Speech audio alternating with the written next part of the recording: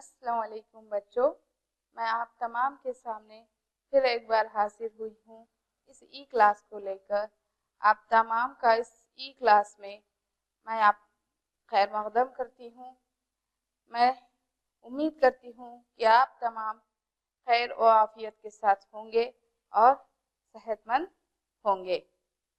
تو میں آج اس ای کلاس میں 7ویں جماعت مضمون سائنس میں جانوروں میں تغذیہ کا تیسرا وقفے کو لے کر حاضر ہوئی ہوں۔ پہلے 2 وقفوں کو آپ نے سن چکے ہو، اب ایک تیسرا وقفہ ہے، تو اس میں آپ ایک بار پھر یاد کر لیتے ہیں ہم پچھلے وقفے کا۔ تو غذائی نالی کو ڈیش بھی کہتے ہیں۔ غذائی نالی کو ہم کیا کہتے ہیں بچوں؟ ہم نے پہلے وقفے میں پڑھا، دوسرے وقفے میں پڑھا تھا کہ غذائی نالی کا ایک نام ہے، اس کو ہم کیا کہتے ہیں؟ یاد کیجئے، غذائی نالی کو ہم ایسوفیگس کہتے ہیں۔ صحیح کہا بچوں، ویری گڈ۔ ایسوفیگس کہاں سے شروع ہوتی ہے؟ آپ کے منہ کے گردن سے شروع ہو کے سینے کے ساتھ ہوتے ہوئے یہ کیا ہے؟ معدے پہ جا کے ختم ہوتی ہے، اس کو ہم ایسوفیگس کہتے ہیں بچوں۔ تو دوسرا سوال ہے، لوب نشاستے کو ڈیش میں تبدیل کرتا ہے۔ ہاں، آپ نے پچھلے وقفے میں دیکھا تھا کہ ہم نے ایک تجربہ کیا تھا جس میں ابلے ہوئے چاول اور چبائے ہوئے چاولوں کو آیوڈین کے سولوشن میں ملا کے ایک ایکسپیریمنٹ کیا تھا۔ تو آپ نے دیکھا تھا کہ لوب نشاستے کو ڈیش میں تبدیل کرتے ہیں، کس میں؟ صحیح کہا، شکر میں تبدیل کرتا ہے، یعنی گلوکوز میں تبدیل کرتا ہے۔ یہ عمل ہمارے منہ میں ہوتا ہے۔ جب ہم غذا چباتے ہیں تو لوب یعنی تھوک ہمارے غذا میں موجود نشاستے کو اس میں شکر میں تبدیل کر دیتا ہے۔ یہ عمل ہضم کا سب سے پہلا مرحلہ ہے۔ تو تیسرا سوال ہے، معدے میں ڈیش رطوبت کا رساؤ ہوتا ہے۔ میں نے کہا تھا معدہ ایک موٹی تھیلی ہے جس میں جوسس نکلتے ہیں۔ یہ ہضمی رطوبتیں کو ہم غذا یعنی ہمارا جسم غذا کو ہضم کرنے میں استعمال کرتے ہیں۔ یہ کون سے ہیں؟ ایسڈ، ہاں صحیح کہا، ہائیڈروکلورک ایسڈ، ویری گڈ۔ آپ یاد رکھیں، بہت خوشی ہوئی کہ آپ نے سب کے صحیح جواب دیے ہیں۔ اگلا آتا ہے، ایلیمنٹری کینال کا سب سے چوڑا حصہ ہے، کون سا ہے بچوں؟ سب سے چوڑا حصہ؟ ہاں ویری گڈ، ایلیمنٹری کینال کا سب سے چوڑا حصہ معدہ ہے، ہم نے پڑھا تھا نا۔ تو یہ سب سے موٹی تھیلی ہے جو یو کی طرح ہوتی ہے، اور یہ ہمارے غذا کو ہضم کرنے میں مدد کرتی ہے۔ اس میں ہائیڈروکلورک ایسڈ کا رساؤ ہوتا ہے اور ہضمی رطوبتوں کا بھی رساؤ ہوتا ہے، جس سے پروٹین سادہ تر اشیاء میں تبدیل ہوتے ہیں اور یہاں پہ غذا کا ہضم ہونا شروع ہوتا ہے۔ 2 سے 3 گھنٹے تک یہ معدے میں محفوظ ہوتے ہیں۔ اس کے بعد 5واں ہے، چھوٹی آنت کی لمبائی ڈیش میٹر ہوتی ہے۔ میں نے کہا تھا نا، چھوٹی آنت کیسی ہوتی ہے؟ ہاں نرم ملائم ہوتی ہے۔ تو اس کی لمبائی کتنی ہوتی ہے؟ آپ ماپے کیا؟ کتنا تھا؟ 7.5 میٹر، ویری گڈ، 7.5 میٹر کی ہوتی ہے۔ یہ بہت لمبی ہوتی ہے۔ تو آج ہم اس وقفے میں اور مزید معلومات حاصل کریں گے۔ عمل ہضم میں مدد دینے والے دوسرے اور اعضاء جو ہیں ان کے بارے میں معلومات حاصل کریں گے بچوں۔ تو اس وقفے کے اہم نکات اس طرح ہیں۔ چھوٹی آنت میں عمل جذب، ہم نے چھوٹی آنت کے بارے میں پڑھا تھا، اب اس میں ہونے والے جذب کے بارے میں پڑھیں گے۔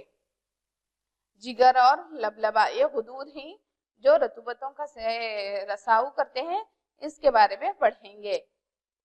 استحالہ کیا عمل ہے؟ یہ کیا ہے استحالہ؟ اس کے بارے میں بھی ہم جانکاری حاصل کریں گے۔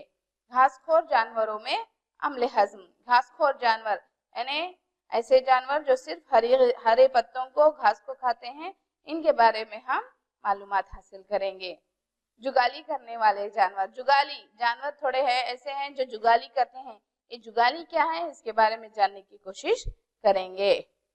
अमीबा में ग़िज़ाख़ोरी और अम्ल हज़्म। अमीबा अब तमाम को मालूम होगा अमीबा में ग़िज़ा किस तरह हासिल करता है और कोई किस तरह इसको हज़म करता है, इसको जानने की हम कोशिश करेंगे। तो सबसे पहले हम शुरू करते हैं छोटी आंत से। मैदे के बाद ग़िज़ा कहाँ पे पहुंचती है बच्चों? छोटी आंत में पहुंच जाती है। आप तस्वीर में देख सकते हैं यहाँ पे छोटी आंत दिखाई दे रही है। छोटी आंत बहुत बल खाती हुई तकरीबन 7.5 मीटर लंबी होती है। ये आंत जिगर और लबलबे से रतूबतों को हासिल करती है। खुद आंत की दीवारें भी रतूबतों का इखराज करते हैं। ये खुद दीवारें भी इसकी क्या करती हैं, थोड़ी सी जूसेस छोड़ती हैं, जिनको ये क्या करते हैं, इस्तेमाल करके हम जो ग़िज़ा खाते हैं इसको हजम करते हैं।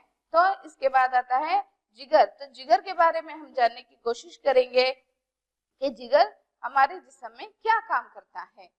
तो सुर्ख माइल भूरे रंग का गुद्दा है जो शगम के ऊपरी हिस्से में दाएं तरफ वाक़िया होता है। आप तस्वीर में देख सकते हैं यहाँ पे कि ये सबसे ऊपर वाक़िया होता है फसलियों के नीचे, और ये क्या है, सुर्ख माइल रंग का होता है, यानी एक लाल रंग का गुद्दा होता है।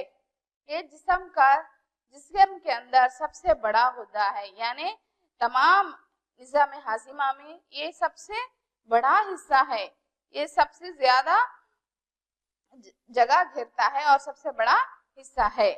ये सफरे का इफराज करता है जो एक थैली में जमा होती है, जिसको पित्ता कहते हैं। जिगर क्या करता है, कौन सा जूस छोड़ता है, ये सफरे का इफराज करता है। ये जो एक थैली में जमा होती है, आप यहाँ पे देख सकते हैं जिगर सफरा छोड़ रहा है जो एक थैली में जाके जमा हो रही है हरे रंग की, इसको हम क्या कहते हैं, पित्ता कहते हैं। तो ये जिगर से निकलने वाला जूस कौन सा है, रतूबत कौन से है, ये सफरा है। तो सफरा चर्बी के टुकड़ों को छोटे टुकड़ों में तोड़ देता है। तो सफरा क्या काम करता है, सफरा चर्बी के टुकड़ों को, यानी चिकनी चीजें जैसे कि आप खाते हैं तेल, घी, मक्खन, दूध, गोश्त, ये सभी चिकनी चीजें हैं, ये क्या करती है, इनको हजम करने में क्या है, हमारा जिगर से निकलने वाला सफरा बहुत कारआमद है। अगर आपने सुना होगा कि अगर आपकी तबीयत बिगड़ी हुई हो, बुखार आई है, तो आपको क्या कहते हैं, चिकनी चीजें मत खाओ, बिरयानी मत खाओ, तले हुए चीजों को मत खाओ। क्यों कहते हैं, क्योंकि इस वक्त हमारा जिगर क्या हुआ होता है, कमजोर होता है। ये सफरे का इफराज बराबर तौर पे नहीं कर सकता। इस वक्त हमें चिकनी चीजों से परहेज करनी चाहिए, क्योंकि यहाँ पे हमें दूसरी बीमारियों का लाहक होने का अंदेशा होता है। तो जिगर हमारे हजम में एक अहम किरदार अदा करता है। इसके बाद आता है लबलबा। लबलबा एक क्रीम कलर का बड़ा गुद्दा है और ये मैदे के नीचे होता है। ये क्या है, एक क्रीम कलर का एक बड़ा गुद्दा है जो मैदे के नीचे पाया जाता है। देख सकते हैं आप यहाँ पे मैदा यानी हमारा पेट है, इसके नीचे ये आपको नजर आ रहा है ना, ये लबलबा है। लबलबा किस लिए काम आता है, लबलबा के रतूबतें कार्बोहाइड्रेट्स और प्रोटीन्स पर अमल करते हैं और इनको ज्यादातर शक्लों में तब्दील करते हैं। इसके जूसेस क्या काम करते हैं, इसके रतूबतें कार्बोहाइड्रेट्स और प्रोटीन्स को सादा अशिया में तब्दील करने में मदद करते हैं। तो इसके बाद आती है छोटी आंत में अम्ले हजम। मैदा हो गया, मैदे के बाद जिगर हो गया, जिगर के बाद लबलबा। अब ग़िज़ा कहाँ पहुंची हमारी, तो छोटी आंत में पहुंच गई। छोटी आंत अब जुज़ी तौर पर हजम शुदा ग़िज़ा छोटी आंत के निचले हिस्से में पहुंच चुकी है। ग़िज़ा कहाँ पहुंच चुकी है, छोटी आंत में पहुंच चुकी है। ये जुज़ी तौर पर हजम शुदा यानी मुकम्मल तौर पर हजम नहीं हुई है, जुज़ी तौर पर थोड़ी हजम हुई है और उसमें हजम होना बाकी है। जहां आंत के रतूबतें ग़िज़ा के तमाम अज्जा के हजम को मुकम्मल कर देते हैं। यहाँ पे क्या होता है, जो बचा कुचा जो हजम होना होता है ये छोटी आंत में मुकम्मल हो जाता है।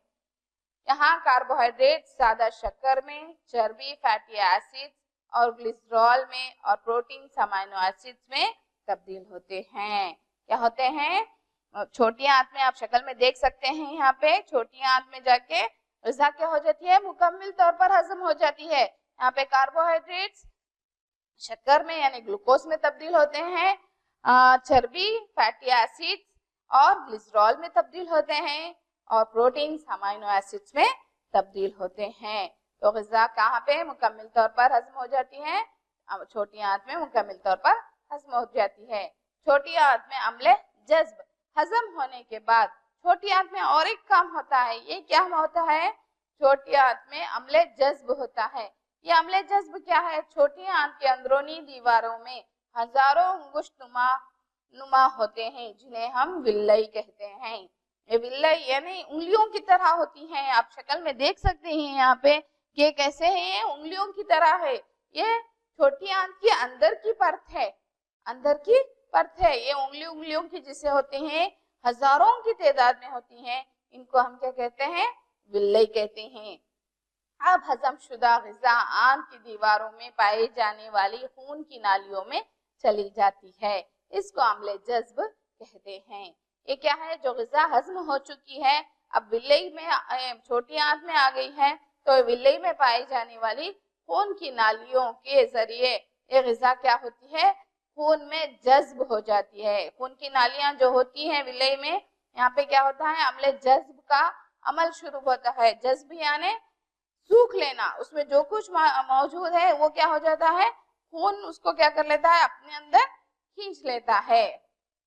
विल्लई हजम शुदा ग़िज़ा के जज्ब के लिए सतह रक़बे को बढ़ा देती है, यानी क्या है? ये इसके रक़बे को बढ़ाने और घटाने में भी काम आती है, यानी इसको छोटा बड़ा करने में भी विल्लई का एक किरदार है। बड़ी छोटी आंत को छोटा बड़ा करने में भी विल्लई का एक किरदार है। हर विल्लई में बारीक और छोटी खून की नालियों का जाल होता है, जो सतह रक़बे के करीब होता है।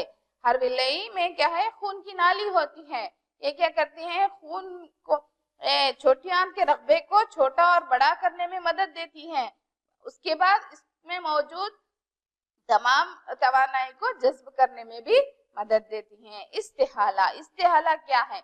इस्तेहाला विल्लई की सतह हजम शुदा ग़िज़ा को जज्ब कर लेती है। जैसे कि हमने पहले ही कहा है मैंने कि विल्लई क्या करती है? हजम शुदा ग़िज़ा को क्या करती है? जज्ब कर लेती हैं। जज्ब शुदा अशिया खून की नालियों के जरिए मुख्तलिफ आज़ा में पहुंच जाती है। ये क्या हो जाती है? जो जज्ब हुआ है खून में, ये क्या होती है? खून की नालियों के जरिए जिस्म के हर आज़ा में पहुंच जाता है, जहां इनका काम पेचीदा अशिया जैसे प्रोटीन्स को बनाना है, जिनकी जरूरत जिस्म को होती है। इस अमल को इस्तेहाला कहते हैं। यानी जो ग़िज़ा हमने खाई है, जो इसको हजम किया, उसके बाद ये छोटी आंत में जज्ब हुई, खून के जरिए तमाम आखिलियों तक पहुंची, आज़ाओं तक पहुंची, और इसमें जो प्रोटीन्स है ये हमारे जिस्म से इस्तेमाल हो रहा है। इस अमल को हम क्या कहते हैं? इस्तेहाला कहते हैं। खून के अंदर ग्लूकोज ऑक्सीजन की मदद से कार्बन डाइऑक्साइड और पानी में तहलील होकर तवानाई खारिज करते हैं। अब शक्ल में देख सकते हैं, यहाँ पे एक विल्लई की शक्ल बता रहे हैं। यहाँ पे क्या होता है? विल्लई खून में से अशिया को, हजम शुदा अशिया को जज्ब कर लेती है, और ये खून में मौजूद ऑक्सीजन, जब हम सांस लेते हैं तो ऑक्सीजन खून में मिल जाता है, तो ऑक्सीजन की मदद से कार्बन डाइऑक्साइड और पानी में तहलील होकर तवानाई खारिज करते हैं, यानी हमारे जिस्म को तवानाई बख्शते हैं। गैर हजम शुदा ग़िज़ा अब बड़ी आंत में चली जाती है। अब जो गैर हजम शुदा ग़िज़ा बची है वो क्या हो जाती है? बड़ी आंत में मुंतकिल हो जाती है। तो बड़ी आंत छोटी आंत के मुकाबले में छोटी मगर चौड़ी होती है। बड़ी आंत छोटी आंत के मुकाबले में छोटी होती है, मगर क्या होती है? रक़बे के हिसाब से क्या होती है? चौड़ी होती है। क्या होती है? चौड़ी होती है। इसकी लंबाई तकरीबन 1.5 मीटर होती है। आप शक्ल में देख सकते हैं, यहाँ पे बड़ी आंत छोटी आंत को घेरी हुई होती है और चौड़ी होती है। इसकी लंबाई 1.5 मीटर होती है। इसका काम गैर हजम शुदा ग़िज़ा से पानी और कुछ नमकियात को जज्ब करना है। इसका काम क्या है? غیر ہضم شدہ غذا جو بچ چکا ہے، غذا ہضم ہونے کے بعد جو بچ چکا ہے اس میں سے پانی اور تھوڑے بچے کچھ نمکیات کو کیا کرنا ہے، جذب کرنا ہوتا ہے۔ پانی بچا ہوا فضلہ ریکٹم میں، باقی بچا ہوا فضلہ ریکٹم میں چلا جاتا ہے، وہاں نیم ٹھوس فضلے کی حالت میں رہتا ہے۔ جو بچا ہوا ہے وہ کیا ہے، آخر میں ریکٹم میں چلا جاتا ہے اور وہاں پہ نیم ٹھوس فضلہ کی حالت میں رہتا ہے۔ یہ فضلہ مبرز کے ذریعے وقتاً فوقتاً وہاں سے باہر نکل دیا جاتا ہے، اس کو اخراج فضلہ کہتے ہیں۔ اب تمام کو معلوم ہے اخراج فضلہ کیا ہے۔ اخراج فضلہ یعنی ہمارے جسم میں سے فضلہ کو نکال دینا، یعنی پیخانے کو نکال دینا۔ آپ شکل میں دیکھ سکتے ہیں، یہاں پہ دکھا رہے ہیں کہ فضلہ کا اخراج ہو رہا ہے، یہ مبرز سے ہوتا ہے اور وقتاً فوقتاً ہمیں کیا کرتے ہیں، جسم سے فضلہ کا اخراج کر دیتے ہیں بچوں۔ یہاں پہ کیا ہوا، عمل ہضم ختم ہوا، انسانوں میں عمل ہضم ختم ہوا بچوں۔ تو اس کے بعد ہم اسہال پہ جاتے ہیں۔ اسہال کیا ہے؟ اسہال آپ کو کبھی پانی جیسے دست بار بار ہوئے ہوں گے، اس کو اسہال کہتے ہیں، اس کو اسہال کہتے ہیں۔ اسہال یعنی آپ کو دست ہوئے ہوں گے، آپ کبھی طبیعت بگڑی ہو تو آپ 2 سے 3 مرتبہ جلاب ہوئے ہوں گے، آپ پاخانے کو جا کے آئے ہوں گے، اس کو ہم کیا کہتے ہیں، اسہال کہتے ہیں۔ ایسا کسی انفیکشن یا غذائی سمیت یا بد ہضمی کی وجہ سے ہوتا ہے۔ یہ کب ہوتا ہے؟ ہمارے غذا میں کچھ انفیکشن ہوا ہو یا فوڈ پوائزننگ ہوئی ہو یا بد ہضمی کی وجہ سے ہمیں یہ تکلیف پیش آتی ہے۔ ہندوستان میں خاص طور پر بچوں میں یہ بیماری عام ہے۔ ہمارے ہندوستان میں اور خاص کر بچوں میں یہ بیماری کیا ہے، بہت عام ہے بچوں۔ کیوں؟ کیونکہ آپ بچے خیال نہیں رکھتے، گندی چیزوں کو کھا لیتے ہیں، گندی چیزیں یعنی کھلی رکھی ہوئی چیزوں کو کھا لیتے ہیں جن پہ مکھیاں بیٹھے ہوئے ہوتے ہیں، بغیر ہاتھ دھوئے آپ کھا لیتے ہیں، اور کیا کرتے ہیں، کھلی رکھی ہوئی چیزوں کو کھا لیتے ہیں، دھو کے نہیں کھاتے۔ اب ان سب سے پرہیز کریں، ہاتھ کو اچھی طرح سے دھو کے کھانا کھائیں، کھانے والی چیزوں کو ڈھک کے رکھیں، مکھیوں سے اور دوسرے سے ڈھک کے رکھنی چاہیے، اور غذا کو اچھی طرح پکا کے اور صحت مند غذا کھانی چاہیے۔ اگر مریض شدید ہو جائے تو محلک ہے۔ محلک اس لیے کیونکہ جسم سے پانی اور نمکیات کا زیادہ اخراج ہو جاتا ہے۔ مریض شدید ہو جائے یعنی یہ زیادہ ہو جائے گا تو یہ محلک ہے۔ محلک مطلب ایک خطرناک ہے۔ کیوں خطرناک ہے؟ کیونکہ ہمارے جسم سے کیا ہو جاتا ہے، پانی کا زیادہ مقدار نکل جاتی ہے، پیخانے کے ذریعے کیا ہو جاتی ہے، ہمارے جسم سے پانی کیا ہو جاتا ہے، خارج ہو جاتا ہے۔ جو پانی بڑی عدد میں جذب ہونی تھی، یہ کیا ہو جاتی ہے، ہمارے جسم سے نکل جاتی ہے، تو ہمارے جسم کے لیے خطرناک ہے۔ اسی لیے اسہال سے تحفظ برتنا چاہیے۔ تو اسہال کی طرف سے غفلت نہیں برتنی چاہیے۔ کیوں برتنی نہیں چاہیے؟ کیونکہ یہ ہمارے جسم سے پانی کو کیا کر دیتا ہے، خارج کر دیتا ہے بچوں۔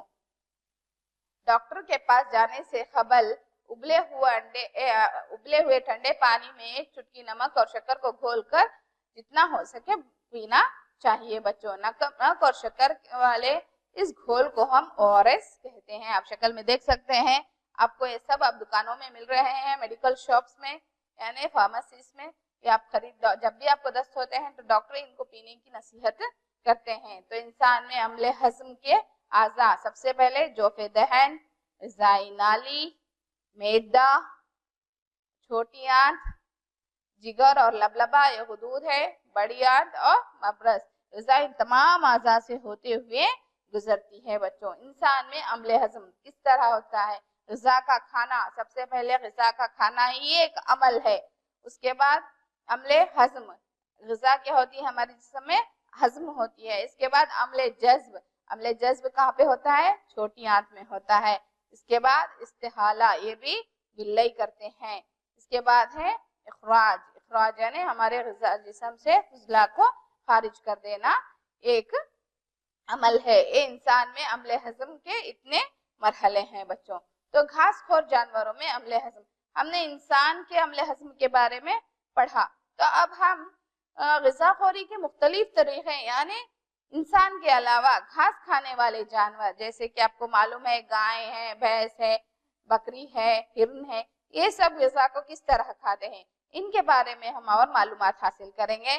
تو بچوں، گائے، بھینس اور دیگر گھاس خور جانور کو لگاتار چباتے ہوئے دیکھا ہوگا۔ آپ نے دیکھا ہوگا کہ جانور کیا کرتے ہیں، جب وہ کھاتے نہ ہو، چپ بیٹھے ہوئے ہو تو بھی وہ کیا کرتے ہیں، چباتے رہتے ہیں، اپنی منہ کو چلاتے رہتے ہیں۔ در حقیقت ایک گھاس کو فوراً ہی نگل لیتے ہیں اور معدے کے ایک جدا خانے حصے میں ذخیرہ کر لیتے ہیں، اس کو معدہ اول کہتے ہیں، یعنی رومن کہتے ہیں۔ یہ کیا کرتے ہیں، جب گھاس ان کو ملتی ہے، مہیا ہوتی ہے، وہ کیا کرتے ہیں، سیدھا نگل لیتے ہیں، اس کو توڑ توڑ کے کھا کے کیا کرتے ہیں، نگل لیتے ہیں، اور یہ جا کے جمع کہاں ہوتی ہے، معدہ اول میں جمع ہوتی ہے۔ آپ شکل میں دیکھ سکتے ہیں، یہاں پہ گائے کے پیٹ میں معدہ اول ہے، یہاں پہ کیا ہو جاتی ہے، جمع ہو جاتی ہے۔ معدے اول میں غذا جزئی طور پر ہضم ہوتی ہے، اس نیم ہضم شدہ غذا کو جگالی غذا کہتے ہیں۔ وہ جا کے وہاں پہ جزئی طور پر یعنی تھوڑا ہضم ہوتی ہے، اس کو ہم کیا کہتے ہیں، جگالی غذا کہتے ہیں۔ لیکن بعد میں یہی غذا چھوٹے چھوٹے دلوں کی شکل میں منہ میں لوٹ آتی ہے اور جانور اس کو چباتے رہتے ہیں، اس کو جگالی کہتے ہیں۔ یعنی آپ نے دیکھا ہوگا کہ یہ کیا کرتے ہیں، چباتے رہتے ہیں۔ یہ غذا کیا ہوتی ہے، جو معدہ اول میں چلی گئی تھی وہ واپس لوٹ کے منہ میں آ جاتی ہے، اور کیا کرتے ہیں یہ جانور اس کو بار بار چبا چبا کے اس کو اور ہضم کرنے کی کوشش کرتے ہیں۔ اس کو ہم کیا کہتے ہیں، جگالی کہتے ہیں۔ جگالی کرنے والے جانور، گھاس میں سیلولوز کی مقدار بہت زیادہ ہوتی ہے۔ گھاس میں کیا ہے، سیلولوز کی مقدار بہت زیادہ ہوتی ہے۔ سیلولوز ایک طرح کا کاربوہائیڈریٹ ہے، سیلولوز ایک طرح کا کاربوہائیڈریٹ ہے۔ بہت سارے جانور جن میں انسان بھی شامل ہے سیلولوز کو ہضم نہیں کر سکتے۔ ہم انسان بھی اور دوسرے کئی جانور ہیں جو سیلولوز کو ہضم نہیں کر سکتے۔ ایک قسم کا کاربوہائیڈریٹ ہے جس کو ہم ایسے ہی ہضم نہیں کر سکتے۔ یہاں پہ آپ دیکھ سکتے ہیں گائے جگالی کر رہی ہے، یعنی اپنے منہ کو چلا رہی ہے، اس کو جگالی کہتے ہیں۔ جگالی کرنے والے جانور میں غذائی آنت اور بڑی آنت کے درمیان تھیلی نما ہوتی ہے، جسے جگالی معدہ کہتے ہیں۔ آپ نے دیکھا نا پہلی شکل میں کہ وہ جگالی معدے میں چلی جاتی ہے غذا۔ یہاں غذا کا سیلولوز ہضم ہوتا ہے اور اس کی وجہ سے کچھ ایسے بیکٹیریا ہوتے ہیں جو انسان میں نہیں پائے جاتے۔ ان کے معدے اول یعنی رومن میں کیا ہوتا ہے، تھوڑے ایسے بیکٹیریاز ہوتے ہیں جو کیا کرتے ہیں، غذا کو یعنی ان کی گھاس میں موجود سیلولوز کو کیا کرتے ہیں، وہ ہضم کرتے ہیں۔ اسی لیے ان کو کیا کرتے ہیں، وہ دوبارہ نکال کے جگالی کر کے چبا کے پھر نگلتے ہیں اور اس کو کیا کرتے ہیں، ہضم کرتے ہیں۔ مگر ایسے بیکٹیریا انسانوں اور دوسرے دیگر جانوروں میں نہیں پائے جاتے، یہ صرف گھاس خور جانوروں میں پائے جاتے ہیں۔ تو اس کے بعد ہے امیبا میں غذا خوری۔ امیبا کے بارے میں، امیبا تالابوں میں رہنے والا واحد خوردبینی عضو ہے۔ اس کو واحد خلوی کیوں کہتے ہیں، کیونکہ اس کے جسم میں صرف ایک خلیہ ہوتا ہے۔ آپ شکل میں دیکھ سکتے ہیں اس کے جسم میں صرف ایک خلیہ ہوتا ہے اور ایک خوردبینی ہے۔ خوردبینی یعنی اس کو صرف ہم خوردبین سے دیکھ سکتے ہیں، ایسی ہی لنگی آنکھوں سے ہم اس کو نہیں دیکھ سکتے بچوں۔ یہ ایک خلوی جھلی سے گھرا ہوا ہوتا ہے۔ اس کی جیسے ہمارے جسم کو جلد گھیری ہوئی ہے، اس کی ایک خلوی جھلی ہوتی ہے جو اس کی جلد ہے۔ اس میں گول گھنا مرکزہ ہوتا ہے، یعنی اس کا ایک مرکزہ ہے جو گول، آپ شکل میں دیکھ سکتے ہیں یہاں پہ گول ایک مرکزہ ہے، یہ اس کا مرکزہ ہے۔ اس کے سائٹوپلازم بہت سے چھوٹے چھوٹے بلبلے نما خلیے ہوتے ہیں۔ اس کے سائٹوپلازم کیا ہے، بہت سارے چھوٹے چھوٹے بلبلے نما ہوتے ہیں۔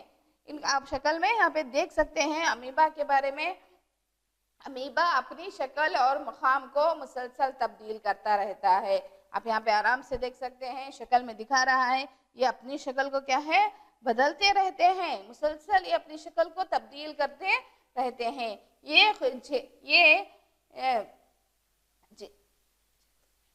یہ جلنے اور غذا شکار کرنے کے لیے انگشت نما ابھار کو باہر نکالتے رہتے ہیں۔ انہیں سیروپودیا یعنی نخلی پیر کہتے ہیں. یہ چلنے یعنی حرکت کرنے، آگے بڑھنے کے لیے اور غذا کو شکار کرنے کے لیے کیا کرتے ہیں؟ انگشتما یعنی آپ دیکھ سکتے ہیں یہاں پہ ابھاریں نکل رہی ہیں. یہ کیا کرتی ہیں؟ آگے بڑھنے کے لیے، چلنے کے لیے اور شکار کو پکڑنے کے لیے استعمال کرتے ہیں. ان کو ہم سیڈوپوڈیا یعنی نخلی پیر بھی کہتے ہیں. اس کے بارے میں ہم اور جانیں گے اگلی جماعت میں. امیبا میں اب ہم جانیں گے کہ امیبا میں عمل ہضم کس طرح ہوتا ہے. امیبا کچھ خردبینی عضووں کو کھاتا ہے، یعنی یہ خود خردبینی ہے، یہ اس سے چھوٹے جو عضوے ہیں ان کو کھا کے اپنی غذا حاصل کرتا ہے. بچوں، جب آپ اپنے آس پاس غذا کا احساس ہوتا ہے تو وہ اپنے سیڈوپوڈیا کو غذائی ذرات کے چاروں طرف پھیلا دیتا ہے اور اس کو گھیر لیتا ہے. یہ کیا کرتا ہے؟ جب اس کو اپنے آس پاس غذا کا احساس ہوتا ہے، جیسے کہ آپ شکل میں دیکھ سکتے ہیں یہاں پہ، وہ کیا کرتا ہے؟ اس کو اپنے انگلیوں کو پھیلا دیتا ہے، اپنے جسم کو پھیلا کر وہ غذا کو اپنے اندر پھنسا لیتا ہے اور اس کو ہضم کر لیتا ہے. بچوں، شکار ایک غذائی خلیے میں پھنس جاتی ہے، وہ وہاں پہ پھنس جاتی ہے. امیبا غذا کو ہضم کر لیتا ہے اور اس کو سادہ اشیاء میں تحلیل کر دیتا ہے. یہ کیا کر دیتا ہے؟ تحلیل کر دیتا ہے. پھر ہضم شدہ غذا جذب ہوتی ہے اور نشوونما، رکھ رکھاؤ اور خلیے تقسیم کے کام آتی ہے. یہ کیا ہے؟ جو غذا وہ ہضم کر پھانسا تھا اس کو ہضم کر لیتا ہے، تحلیل کر لیتا ہے اور اس کو جذب کر کے اپنی جسم کی نشوونما، رکھ رکھاؤ اور خلیوں کی تقسیم کے لیے استعمال کرتا ہے. آپ جو شکل میں دیکھ سکتے ہیں کہ امیبا یہاں پہ کس طرح کام کر رہا ہے. غیر ہضم شدہ غذا شدہ فضلہ کو خارج کر دیتا ہے. آپ یہاں پہ دیکھ سکتے ہیں کہ امیبا کیا ہے؟ غیر ہضم شدہ غذا کو خارج کر دیتا ہے. تو اب ہم نے جو پڑھا ہے اس کا ایک بار یاددہ کر لیتے ہیں. تو کالم اے جس میں سب سے پہلے ہے چھوٹی آنت، یہاں پہ جوڑ لگائیں گے ہم. کالم اے میں آتی ہے چھوٹی آنت، امیبا، اسہال، جگر اور اخراج فضلہ ہے. کیا پہ ہے؟ اخراج فضلہ ہے. آپ کو یہاں پہ اس کا صحیح جوڑ ڈھونڈنا ہے جو کالم بی میں موجود ہے. تو کالم بی میں کون سا ہے؟ بڑی آنت ہے، ولائی ہے، سیڈوپوڈیا ہے، اورس ہے اور صفرا ہے. یہاں پہ ہمیں جوڑ لگانا ہے کہ کالم اے اور کالم بی کے ساتھ جوڑ لگانے کی کوشش کرو. بچوں یاد کیجئے کہ یہاں پہ چھوٹی آنت، ہاں چھوٹی آنت کا کیا کام ہے یا چھوٹی آنت میں کیا ہوتا ہے؟ یاد کیجئے، میں نے کہا تھا نا چھوٹی آنت میں غذا ہضم ہوتی ہے اور جذب ہوتی ہے. تو چھوٹی آنت میں غذا کون جذب کرتے ہیں؟ تو ہاں چھوٹی آنت میں غذا ولائی جذب کرتے ہیں. صحیح کہا بچوں، چھوٹی آنت میں غذا ولائی جذب کرتے ہیں. امیبا کے بارے میں کیا پڑھا تھا ہمیں؟ امیبا کو حرکت کرنے کے لیے صحیح کہا سیڈوپوڈیا، اس کے نخلی پیر کام دیتے ہیں. اس کے بعد اسہال سے ہمیں غفلت نہیں برتنی چاہیے. اسہال کے حالت میں ہمیں کس کا استعمال کرنا چاہیے؟ ORS کا. ویری گڈ بچوں، ORS کا استعمال کرنا چاہیے. جگر سے ہمیں کون سے رسوں کا افراز ہوتا ہے؟ صفرے کا. ویری گڈ، صفرے کا افراز ہوتا ہے. اخراج فضلہ کے عمل، اخراج فضلہ میں بڑی آنت مدد دیتی ہے. بچوں ویری گڈ. تو اب آپ اپنے گھر پر کام لے لیے. انسانی نظام ہضم کی شکل کا خاکے کی مشق کیجئے کہ آپ کیا کیجئے، انسانی نظام ہاضمہ جو کتاب میں موجود ہے اس کو کتاب میں بار بار اتارنے کی کوشش کیجئے اور اس کا مشق کیجئے. شکریہ. میں Wajida Tabassum, TGT teacher, government Urdu higher primary school Medarwadi, Ballari west سے آپ سب کا شکریہ ادا کرتی ہوں. السلام علیکم.